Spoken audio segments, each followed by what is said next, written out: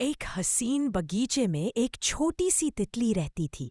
उसके पंख बहुत रंगीन थे। सूरज की रोशनी पड़ते ही वो चमक उठते। एक दिन तितली ने सोचा, आज मैं सबसे ज्यादा खुश करने वाला फूल ढूंढकर उस पर नाचूंगी। वो उड़ती हुई एक फूल से दूसरे फूल पर जाती। हर फूल उसे अपनी मीठी खुशबू देता, पर एक कोना ऐसा था जहां एक मुरझा हुआ फूल उदास पड़ा था। तितली उसके पास जाकर बोली, तुम उदास क्यों हो? मैं तुम्हारे लिए नाच कर दिखाऊं? फूल मुस्कुरा उठा। तितली ने अपने रंगीन पंख हिलाकर इतना सुंदर डांस किया कि पूरा बगीचा खुशबू से भर गया। उदास फूल फिर से खिल गया। तितली ने समझा दिया, छोटी सी खुशी भी किसी का दिन बदल सकती है।